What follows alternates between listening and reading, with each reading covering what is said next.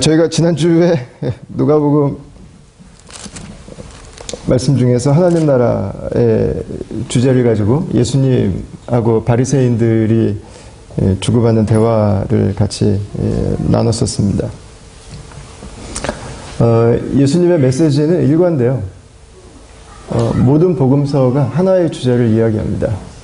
그 예수님께서 이 땅에 오신 이유는 하나님 나라였습니다. 하나님 나라. 하나님 나라를 이 세상에 성취하시고 또 완성하시기 위해서. 근데 이게 유대인들은 메시아가 오면 하나님 나라가 한순간에 이렇게 짠 하고 이 세상에 완전히 이루어진다고 생각했어요. 근데 하나님의 방법은 달랐던 거예요. 2단계예요. 2단계. 일단 오시고 그게 예수님의 초림입니다. 초림. 첫 번째 오신 거.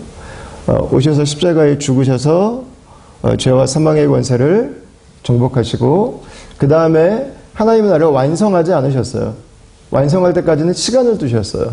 왜냐하면 그 완성하는 시간이 이 세상에 있는 사람들이 하나님의 나라의 백성으로 들어올 수 있는, 구원받을 수 있는 그 기회를 주시기 위해서.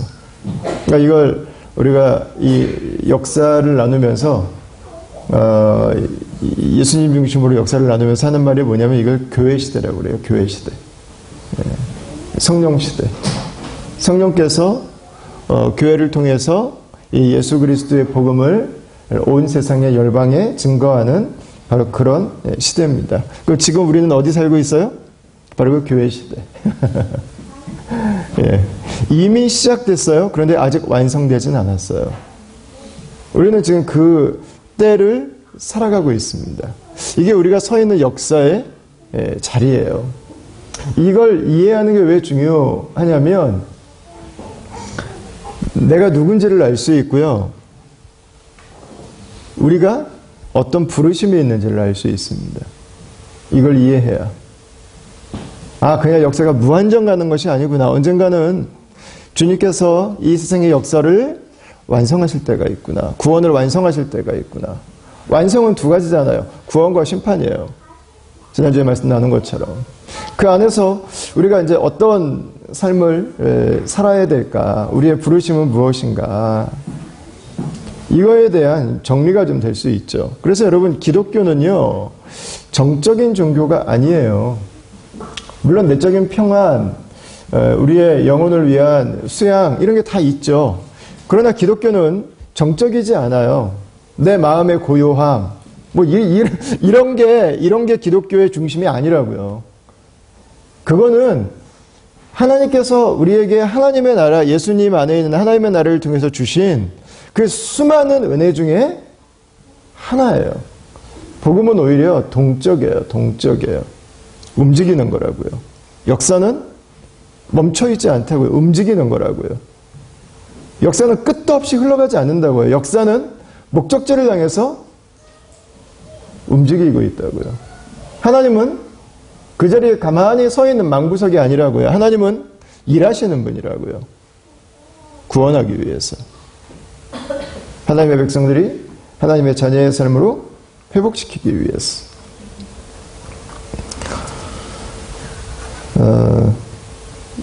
그 세상을 바꾸는 그 강력한 소명이 교회 안에 있는 거죠. 그리고 그 교회들이 하나님의 나라를 운행하시는 그 하나님의 움직임, 하나님의 역사, 하나님의 그 흐름 안에 함께 들어가 있는 것이 되는 거죠. 자, 이제 오늘 함께 나눌 말씀은 그러면 이 마지막 때에 구원받는 사람들은 도대체 누구인가에 대한 이야기와 또 이 마지막 때에 하나님의 백성들은 어떻게 살아야 되는가에 대한 예수님의 그 가르침을 같이 볼 수 있도록 그렇게 하겠습니다. 이 마지막 때 구원이 완성될 때까지 한 영혼이 돌아오는 것을 놓고 누가복음 15장에서 하나님께서 춤을 추시는 잔치를 베푸시는 걸로 표현을 하셨어요. 그러니까 하나님의 한 영혼의 구원을 그렇게 기뻐하신다는 거예요. 그럼 누가 구원받은 백성이냐라는 것입니다. 10절을 한번 보겠습니다. 같이 한번 읽어볼까요? 시작.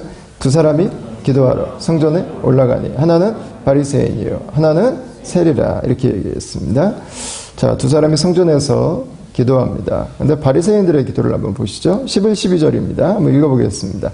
바리새인은 서서 따로 기도하여 이르되 하나님이여 나는 다른 사람들 곧 토색, 불의, 간음을 하는 자들과 같지 아니하고 이 세리와도 같지 아니함을 감사하나이다. 나는 일에 2번씩 금식하고 또 소득의 11조를 드리나이다 하고. 아멘. 이 기도를 읽는 느낌이 좀 어떠십니까? 네. 대단하죠? 네. 먼저 이렇게 산 게 대단하고요. 더 대단한 게 하나 있죠. 그걸 자기 입으로 밝히고 사랑하는 게 대단합니다. 네. 아주 뻔뻔스러울 정도로. 이런 걸 좀 뭐라고 그러죠? 자화자찬이라고 하죠. 감사를 빙자한 자화자찬. 네. 네. 비교를 빙자한 자화자찬. 네. 비판을 빙자한 자화자찬. 결론은 다 하나로 통해요. 뭐예요? 나는 잘하고 있다는 거예요. 하나님의 은혜를 주셨든 저 인간들이 못하고 있든 어쨌든 나는 잘하고 있다는 거예요. 나는 잘하고 있다. 중심에 자기의 우월함이 자신의 그 자부심이 새겨져 있는 것을 우리가 볼 수 있습니다. 자, 우리가 믿음을 가지고 살아가는 것을 자랑하거나 하나님이 그걸 가지고 우리를 인정해 주실 수 있는가? 여러분 그런가요? 우리의 열심히 하는 게 인정받는 이유가 될 수 있을까요? 예, 전혀 그렇지 않습니다. 에베소서 2장 8절하고 9절을 한번 보십시오. 잘 아는 말씀입니다. 우리의 구원은 은혜로 받았습니다. 이 두 단어가 정확하게 대비됩니다. 은혜와 행위라는 단어입니다. 은혜예요, 은혜. 우리가 잘해서 구원받은 게 아니고, 우리가 잘해서 인정받는 게 아니고, 은혜입니다, 은혜.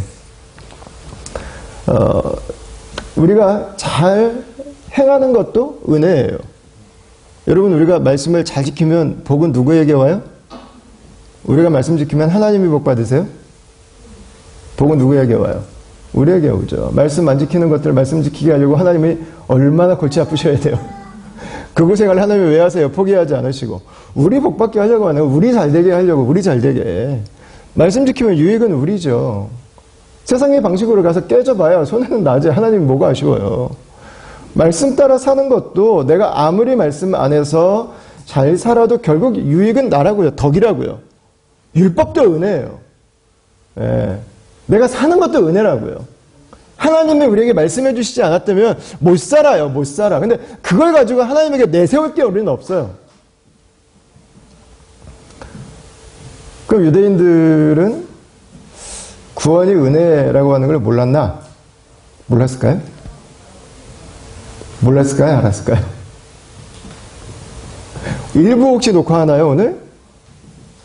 일부? 아, 그러시구나. 알겠. 좀 편하게 하려고 그랬는데 조금 더 지금부터는 공식적으로 하겠습니다. 유대인들이 알았어요. 유대인들도 구원은 하나님의 멀시, 자비고 그분의 은혜, 헤세드라고 하는 걸 그들은 이미 알고 있었어요. 그런데 유대인들은 거기서 끝나질 않았어요. 플러스 원이 있었어요. 그 플러스 원이 뭐예요? 행위였어요. 그러니까 유대인들은 행함으로 구원받는다고 말하고 예수님은 은혜로 구원받는다고 말한 게 아니라 유대인들도 구약에서부터 하나님의 구원은 은혜입니다. 은혜. 유대인들이 이걸 이미 알아요. 하나님의 성품을 묵상하면 이걸 모를 수가 없어요. 그런데 유대인들은 한 가지를 덧붙인 거예요. 하나님의 은혜도 있어야 되지만 그래도 행함도 있어야 된다는 것입니다. 그죠? 여러분, 행함은 따라오는 거죠. 우리가 십자가의 은혜를 경험하고 인생이 안 변할 수 있어요? 안 변할 수 있어요? 불가능한 일이죠. 우리가 하나님의 사랑을 알고 우리 인생이 얘네가 똑같이 살아갈 수 있어요? 죄에서 떠나지 않고? 어떻게 그런 일이 가능해요? 예수님이 가짜라면 그런 일이 가능하지만 예수님이 진짜라면 당신의 믿음이 거짓인 거죠. 당신이 가짜로 믿고 있는 거죠, 지금. 아니, 예수님을 진짜로 만났는데 어떻게 똑같이 살아갈 수 있냐고요. 여러분, 그렇다고 해서 우리의 행함이 구원의 조건이 될 수 있느냐는 것입니다. 아니에요. 그건 은혜의 결과로 당연하게 우리에게 따라오는 것이 될 수 있죠. 자, 9절을 한번 보십시오. 자신의 선행이 구원의 조건이 될 수 없는 이유가 지나가는 말 속에 등장을 합니다. 9절을 다 같이 한번 읽어보겠습니다. 시작. 또 자기를 의롭다고 믿고 다른 사람을 멸시하는 자들에게 이 비유로 말씀하시되. 아멘. 다른 사람들을 멸시했다고 기록을 하고 있습니다. 왜 다른 사람들을 멸시합니까? 내가 더 우월하기 때문에 그렇습니다. 왜 비판해요? 내가 더 낫다고 생각하기 때문입니다. 자기의 의가 있었어요. 이 의가 나는 더 높다고 생각을 하게 만든 것입니다. 인간의 의는 스스로를 구원할 수 없습니다. 왜요? 인간이 의로 구원받을 수 있다면 하나님의 아들이 이 세상에 오실 이유가 없어요. 그분이 사람이 되실 이유가 없어요. 그분이 우리의 죄를 위해서 십자가에서 저주와 고통을 받을 필요가 없어요. 죄의 그 결과를 하나님의 아들이 대신 감당하신 거잖아요. 이유가 없어요. 이유가 없어. 선행은 구원의 조건이 될 수 없습니다. 그것은 하나님께서 세상을 보시는 팩트와 그것은 같은 것이 아닙니다. 구원은 나의 의가 아니라 하나님의 선물입니다. 자, 그러면 누가 이 하나님의 구원의 선물을 누릴 수 있는가? 15절부터 한번 보십시오. 많은 사람들이 예수님께서 자녀들을 만져주심을 바라고 아이들을 데리고 왔습니다. 이해가 되시나요? 예수님께서 계신다면 가겠죠? 네, 저도 무조건 아들이 셋 모가지라도 끌고 뭐 몇백 명이 있든 몇천 명이 있든 아마 아래로 뚫고 가든 위로 뚫고 가든 가서 아마 얘들은 아빠 왜 그래 하겠지만 어쨌든 끌고 가서 머리 뒤밀게 할 겁니다. 아마 예수님 우리 애들 좀 축복해 달라고. 예. 뭐 인지상정이죠. 뭐 예수님이 계시는데 어떻게 축복기도 안 받겠어요. 당연히 가지. 예, 목숨 걸고 가죠. 그런데 여러분 이 어린아이들이 나오는 본문에 보면 제자들의 모습이 조금 피곤해 보입니다. 뭐 좀 많이 왔겠어요? 예, 사람들을 섬기는 사람들은 사람들 때문에 피곤함을 느낍니다. 그래서 물건을 파는 분들은 사람을 만나면 쉬는데요. 사람을 만나는 분들은 사람을 떠나야 쉬어요. 사람으로 인한 피곤함을 느끼고 있는 거예요. 뭐 좀 많이 와야죠. 뭐 시도 때도 없이 뭐 밥 시간, 퇴근 시간 없잖아요. 그냥 오시면은 기도해 주시는 거니까. 그 누가 다 어린지 해야 돼요. 제자들이 해야 되잖아요. 어느 순간 사람이 사랑이 아니라 일이 됩니다. 어느 순간 사람이 짐이 돼요. 부모들이 귀찮아집니다. 아이들이 역겨워집니다. 하나님의 역사가 행사가 됩니다. 구령의 열정이 행정이 되고 관리가 됩니다. 여러분 일, 행사, 행정, 관리 다 필요해요. 근데 그건 두 번째, 세 번째, 네 번째가 있어야 돼요. 앞에는 뭐가 와 있어야 돼요? 은혜예요, 은혜. 사랑. 사실은 아까 그 바리새인들의 모습이 그리스도인들에게도 똑같이 나올 수 있어요. 예수님 제자들처럼.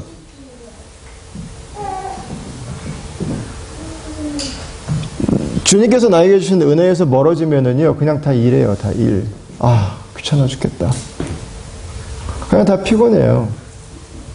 사람이 짜증이고, 그냥 도망가고 싶고, 역겹고, 지루하고, 피하고 싶은 존재 이상 되지 않는다고요. 언제? 하나님의 은혜가 나에게서 멈춰버리면. 언제? 그분의 사랑에서 떠나 있으면. 행사와 행정과 관리가 모든 것이 됩니다. 사람을 치닥거리하기 시작하죠. 하나님을 관리하기 시작하죠. 하나님 이 사람은 안 받는 거 아시죠? 이거에 대한 예수님 반응이 뭐예요? 용납하고 금하지 말라고 하셨습니다. 하나님의 나라는 만나고 싶어 하는 사람, 만나고 싶어서 찾아오는 사람, 그 사람들의 일이라는 것입니다. 여러분, 이 어린아이들이 나오는 대목에서 어린아이들이 있고 예수님의 제자들이 있습니다. 지금 누가는 우리에게 비교해서 보여주고 있어요. 예수님의 제자들도 누구처럼 될 수 있다고요? 바리새인처럼 될 수 있다고요. 어느 순간 내가 의로워진 거예요. 내가 예수님 옆에 있는 거는 무엇 때문이에요? 그분의 은혜 때문이죠. 그분이 불러주셨기 때문에. 그분의 사랑 때문이죠. 그분이 나를 위해서 이 세상에 오신 그 사랑. 나를 제자 삼으시기 위한 그분의 헌신. 어느 순간 그거는 사라져버렸어요. 어느 순간 완장 찼어요. 예수님 만나고 싶으면 줄이 서야 되는 거죠. 어느 순간 목에 힘이 들어가기 시작하는 거예요. 여러분, 예수님 안에 있어도 자기 의는 얼마든지 발동할 수 있어요. 얼마든지 행정과 일과 정의감이 먼저 나올 수 있다고요. 자, 예수님께서 말씀하시는 구원받은 사람들은 누구예요? 어린이들. 어린이들은 뭘 말하는 존재입니까? 어린이들은 실제 예수님이 아마 예수님에게 어린이들이 많이 왔을 거예요. 근데 초대교회 성도들을 예수님은 어린이들이라고 표현하셨어요. 왜? 어린이들은 의심이 없어요. 야, 저 사람이 구원자 맞아. 의심이 없어요. 그냥 안겨요. 그분을 인격적으로 신뢰해요. 그렇기 때문에 가서 안길 수 있죠. 그분의 사랑을 순수하게 받아요. 반대로 본다면, 세상의 눈으로 본다면 약간 어린 거예요. 부족하죠. 모자라다고도 말할 수 있어요. 맞아요. 예수님을 믿는 사람들은 로마 시대에도, 제가 요즘에 읽고 있는 한 책에 로마 시대 2세기에 한 어린이가 그린 그림이 발견이 됐는데요. 십자가에 당나귀 머리를 한 사람이 달려 있어요. 십자가에. 그리고 사람들이 그 사람을 보고 주여라고 부르는, 그러니까 약간 비꼬는 그림 하나가 발견이 됐어요. 그러니까 로마 시대 로마 어린이가 그린 그림이라고요. 뭘 보고 그렸겠어요? 그리스도인들에 대한 이야기죠. 어떻게 십자가에 달린 죄수를 메시아라고 말할 수 있는가라는 것입니다. 여러분, 예수님을 믿는다고 하는 것은 세상의 눈으로 볼 때는 어리석어 보일 때가 있죠. 약간 멍청한 거 아니야? 부족한 거 아니야? 바보 아니야? 왜 예수를 왜 믿어? 내가 잘 살아갈 수 있는데. 여러분, 그 모습이 있을 수 있어요. 그게 어린아이 안에 포함되어 있는 거예요. 맞아요. 나는 부족한 거예요. 난 연약한 거예요. 나는 모자라요. 그래서 예수님을 믿는 거예요. 그래서 그분을 의심하지 않을 수 있는 거예요. 그래서 그분에게 달려갈 수 있는 거죠. 누가 예수님을 통해서 하나님 나라를 선물 받을 수 있어요? 어린아이 같은 존재입니다. 그리고 13, 14절에 누가는 어린아이 같은 존재 한 명을 소개해주고 있습니다. 여러분, 우리 같이 한번 말씀을 읽어보도록 하겠습니다. 시작. 세리는 멀리 서서 감히 눈을 들어 하늘을 못하고 다만 가슴을 치며 이르되 하나님이여 불쌍히 여기소서 나는 죄인이로소이다 하였느니라. 내가 너희에게 이르노니 이에 저 바리새인이 아니고 이 사람이 의롭다 하심을 받고 그의 집으로 내려갔느니라. 무릇 자기를 높이는 자는 낮아지고 자기를 낮추는 자는 높아지리라 하시니라. 어린아이 같은 사람이 누굽니까? 세리였습니다. 예수님의 품에서 하나님의 나라의 백성이 된 사람은 놀랍게도 충격적이게도 바리새인이 아니라 세리였습니다. 여러분, 세리의 기도에 묻어나는 색채가 하나 있습니다. 그죠? 절망입니다. 절망. 네. 무엇에 대한 절망이죠? 나에 대한 절망. 나는 하나님께로 나아갈 수 없는 존재라는 것. 나의 죄는 내가 감당할 수 없는 것이라는 것. 이 죄 안에만 거한다면 나는 하나님께 영원히 심판받을 수밖에 없는 존재라고 하는 것입니다. 저 이 표현을 보면서 가슴에 와닿았던 게 가슴을 치며입니다. 가슴을 치며. 웨스턴 문학에도 가슴을 치는 게 있나요? 근데 한국 사람들은 가슴 치잖아요? 그죠? 저만 재밌나요? 이런 거. 아니, 유대인들은 한국 사람들이랑 비슷한 문화가 너무 많아요. 네? 이 가슴을 친다고 하는 거. 자신을 의롭지 못하고 약하고 부족하고 모자라고 어리석고 하나님이 불쌍히 여겨주시지 않으면, 하나님의 은혜로 나를 받아주시지 않으면 나는 하나님의 심판 아래 있을 수밖에 없는 그 존재라고 하는 것을 고백하는 것이죠. 그러나 이 세리의 놀라운 점은 무엇입니까? 그럼에도 불구하고 하나님께 나왔다고 하는 것입니다. 자신의 부족을 가지고 나왔어요. 가슴을 치면서도 나왔어요. 왜?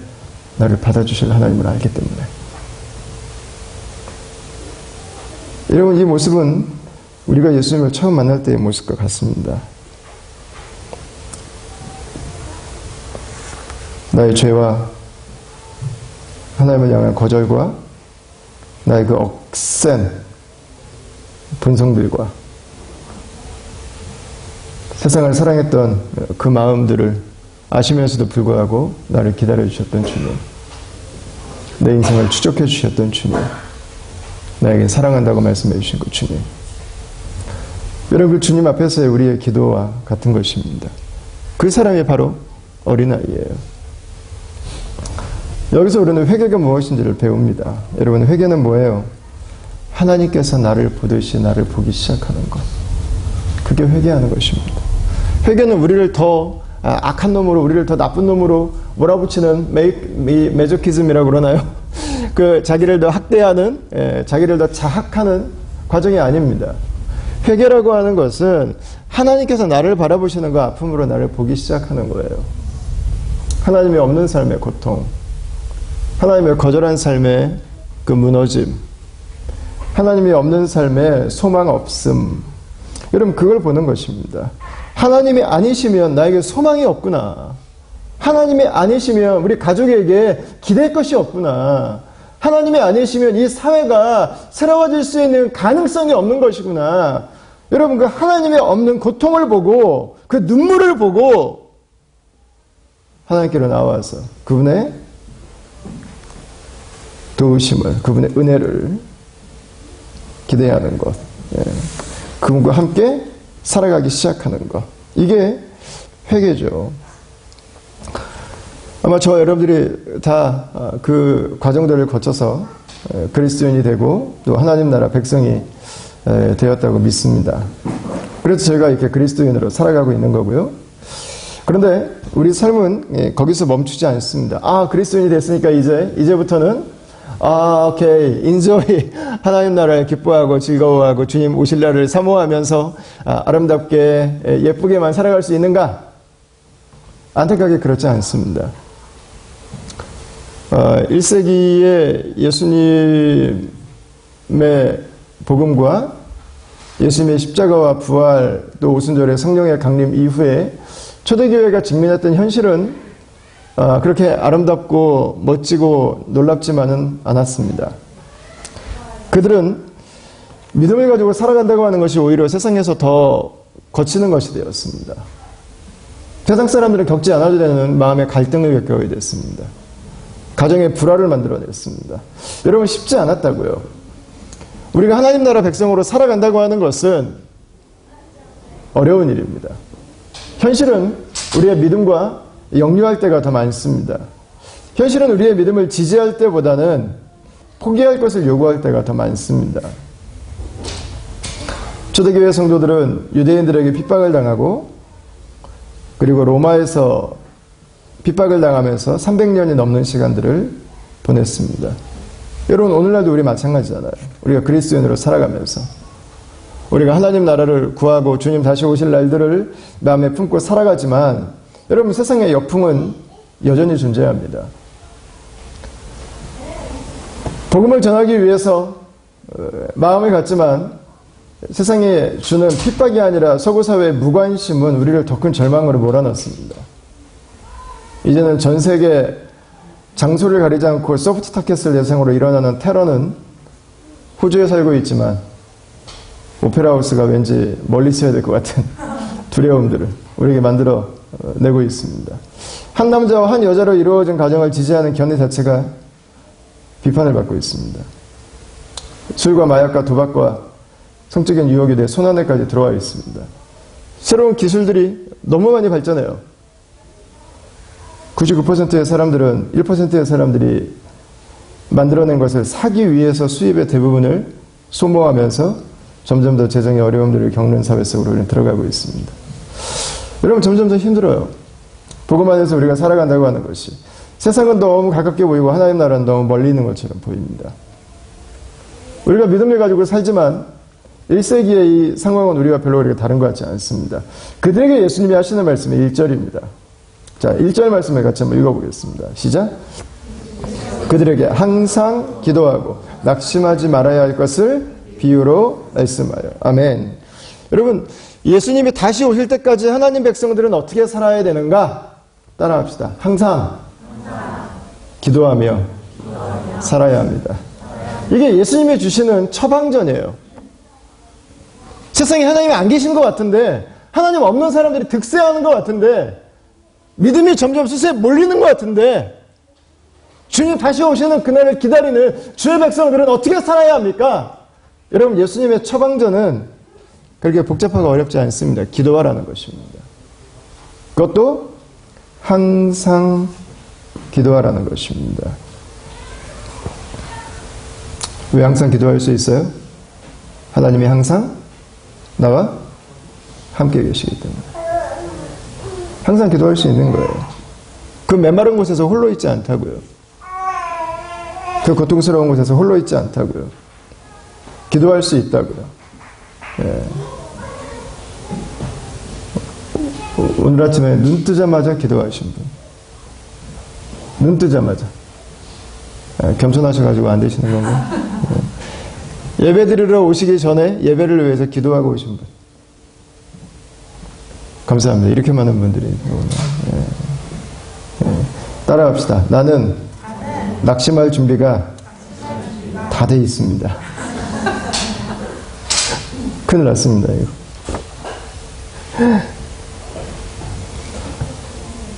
여러분, 어떤 삶의 순간이 있든 나와 동행하시는 그 성령님께 그분을 나의 삶의 파트너로 선포하고 인정하고 그분의 지혜와 그분의 힘과 그분의 계획과 그분의 결정을 의지하고 살아가라고 하는 것입니다.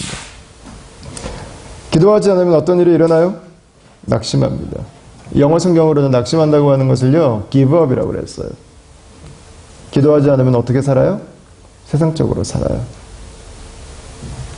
기도하지 않으면 어떻게 살아요? 내 뜻 따라 살아요. 기도하지 않으면 어떻게 돼요? 사회의 상식 따라 살아요. 기도하지 않으면 어떻게 살아요? 경험 따라 살아요. 뭘 포기해요? 하나님 나라를 포기한다고요. 뭘 포기해요? 하나님이 나와 함께 계시는 걸 포기해버린다고요. 뭘 포기해요? 주님 다시 오시는 거 기다리는 걸 포기해버린다고요. 뭘 포기해요? 이 세상에 있는 사람들이 예수 그리스도의 복음을 듣는 것을 포기해버린다고요. 왜요? 세상이 쉽지 않기 때문이에요. 역풍이 있기 때문이에요. 여러분, 기도하지 않으면 포기한다고요. 하나님을 포기하고 인생을 포기하고 하나님의 나라를 포기하는 것입니다. 주중에 한 분에게 전화가 왔어요. 설교 올리실 때 이건 빼고 올려주세요. 이 이야기는. 예. 한국의 유명한 야구 해설자 한 분이 자살을 하셨어요. 여러분들도 잘 아시는 분이실 텐데. 이분이 이제 친척 되시는 분인데, 그분이 이제 답답하셔가지고, 마음이 아프셔가지고, 얘기를 하고 싶으셔가지고, 저한테 전화를 하셨어요. 그분이 장군의 아들입니다. 장군의 아들. 별 4개 있는 장군의 아들이에요. 그러니까 뭐 아쉬운 게 없이 자랐죠. 아버지가 물려준 빌딩이 저 강남에 몇 채 있어가지고 그걸 팔아서 서울 근교 쪽에 새로운 비즈니스를 하려고 했는데 그 몇백억이에요. 그걸 홀라당 다 사기를 맞아버렸어요. 인감을 위조해가지고. 왜 자기네들 남은 게 없지 않습니까? 그런데 그 국세청에서 가만히 있을 수가 없잖아요. 빌딩을 몇 개를 팔았는데 양도소득세를 물려야 되잖아요. 양도소득세가 나왔는데 작지 않은 액수잖아요. 근데 돈이 없어요. 그러니까 이 자존심 한번 상하지 않고 살았던 사람이 돈을 빌리러 다니는 거예요. 견딜 수가 없는 거죠. 모멸감들. 근데 거기서 끝나지 않았어요. 예전에 한 야구선수가 5천만 원을 주면 국가대표에 들어가게 해주겠다고 하는 청탁을 받았다고 고소를 했는데, 이게 무죄 판결을 받았는데 계속 언론을 통해서 끈질기고 집요하게 문제를 삼아서 결국은 견디지를 못했어요. 저에게 전화 주신 분이 그러시더라고요. 자기 부부가 이분에게 예수님을 전하기 위해서 예전부터 너무 노력을 많이 했는데 가지고 있는 게 너무 많아서 자신감이 너무 넘쳐서 나는 예수 따위는 필요 없다고, 예수님을 계속 거절하셨다고 그 얘기를 하시더라고요. 결국에는 자존심과 명예 때문에 극단적인 선택을 하신 것이죠. 여러분, 우리에게는 백이 있죠. 백이 얼마나 감사한지 모르겠어요. 몇백억 믿고 살면은 여러분 인생 괜찮습니까? 날아가는 건 한 방이잖아요. 뭐 건강 믿고 살면 여러분 괜찮습니까? 날아가는 건 한 방이죠. 오늘 3절에서 8절에 보면 한 재판장, 한 과부 이야기가 나와요. 억울한 여인입니다. 정의가 시행되지 않고 약자의 억울함을 당하는 여인입니다. 구제도 제대로 되지 않고 자신의 재산권도 사기를 쳐서 빼앗으려는 사람들로 주변에 채워져 있습니다. 여인이 호소할 게 없어요. 법밖에 없어요. 재판관에게도 찾아갔습니다. 근데 재판관은 여인 별로 관심 없습니다. 약자 별로 관심 없습니다. 정의 별로 관심 없습니다. 그냥 자기 먹고 살고 자기 이익 더 극대화하고 자기 명예 가질 수 있습니다. 세속적인 가치를 추구하는 재판장입니다. 그래서 하나님과 사람을 우습게 생각합니다. 그런데 이 재판장이 여인의 요청을 들어줍니다. 이유가 있습니다. 5절을 한번 보시죠. 5절 같이 한번 읽겠습니다. 시작. 이 과부가 나를 번거롭게 하니 내가 그 원한을 풀어주리라. 그렇지 않으면 늘 와서 나를 괴롭게 하리라 하였느니라. 아멘. 왜 그랬어요? 귀찮게 할까봐 그랬어요. 귀찮게 할까봐. 여러분, 여인은 교회입니다. 재판관은 하나님입니다.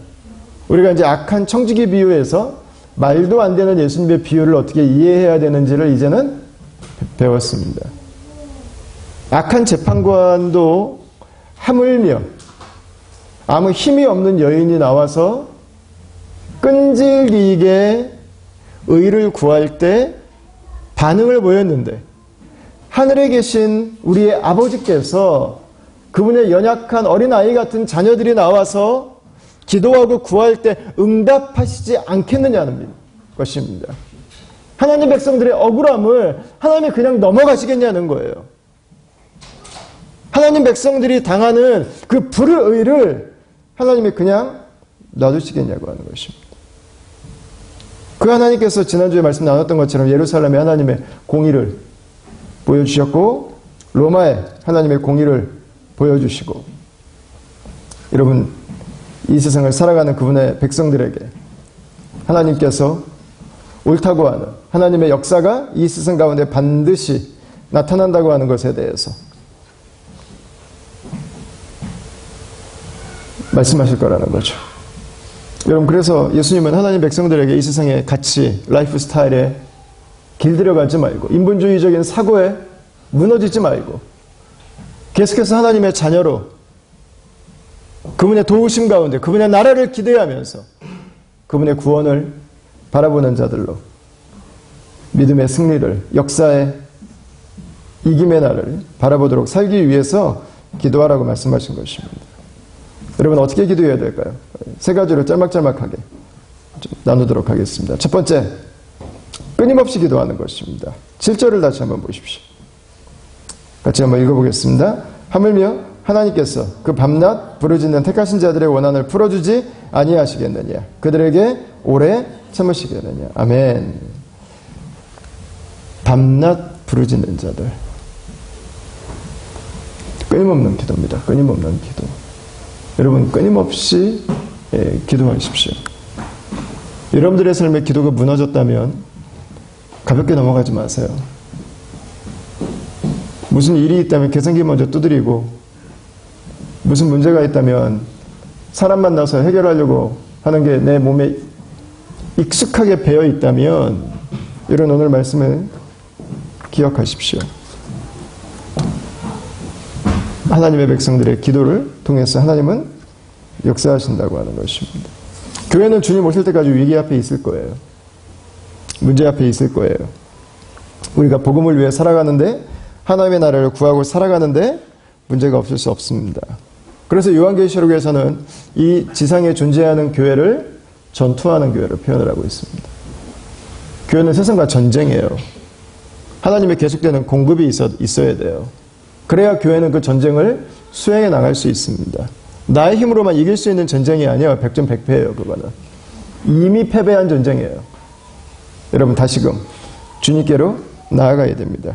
교회가 기도를 잃어버리면 사사기에 나오는 삼촌의 모습처럼 될 수밖에 없습니다. 무능해서 세상의 조석거리가 되는 그 모습. 그게 하나님을 잃어버린, 기도를 잃어버린 교회의 모습 말하는 것이죠. 여러분 기도를 회복하십시오. 두 번째, 마음으로 기도하는 것입니다. 13절을 같이 한번 읽겠습니다. 세리는 멀리 서서 감히 눈을 들어 하늘을 쳐다보지도 못하고 다만 가슴을 치며 이르되 하나님이여 불쌍히 여기소서 나는 죄인이로소이다 했느니라. 아멘. 마음으로 기도하는 것입니다. 기도는 제한된 게 없어요. 내가 이런 기도도 하나님께 해도 될까? 괜찮아요. 모든 영역에 모든 기도는 하나님 앞에 유효합니다. 그분의 백성들이 기도한다면, 하나님이 하셔야 된다고 하는 걸 우리가 인정하고 기도한다면 여러분 모든 것은 하나님 앞에 유효한 것입니다. 우리가 엄마로 아이를 키우면서 키울 수 없다고 하는 그 마음의 절절함의 기도가 우리에게 필요하고, 직장을 다니고 비즈니스를 하시면서도 여러분 사업에 대한 최고의 컨설턴트는 하나님이시잖아요. 그분에게 지혜를 구하는 것은, 그분의 계획을 구하는 것은 여러분 마땅한 것이죠. 그 필요가 있다면 하나님에게 우리의 마음을 가지고 나아갈 수 있습니다. 세 번째, 항상 기도할 수 있습니다. 저는 이게 얼마나 감사한지 몰라요. 어린아이의 이 이야기를 통해서 보면 예수님은 언제나 우리를 받아주실 준비가 되어 있으세요. 야 피곤해. 너 좀 이따 와. 예수님은 이런 일이 없어요. 사람은 그럴 수 있어요. 그러나 예수님은 그러지 않으세요. 예수님은 우리에게 사랑이 없음을 아세요. 예수님은 우리가 연약함을 아세요. 예수님은 우리가 어리석음을 아세요. 예수님은 우리가 미련함을 아세요. 예수님은 우리가 부족함을 아세요. 그래서 예수님은 우리가 언제든지 그분에게 오면 응답해 주신다고 말씀하셨어요. 여러분 우리가 마지막 때를 살아가면서 한 영혼을 구원한다고 하는 것, 한 사람을 예수님의 제자 삼는다고 하는 것, 하나의 교회를 세운다고 하는 것, 여러분 기도 없이는 불가능한 것입니다. 오히려 기도하지 않고 하면 안 되는 일입니다. 우리의 힘으로는 벅차요. 감당할 수 없습니다. 그것들을 가지고 하나님께로 나아갈 수 있습니다.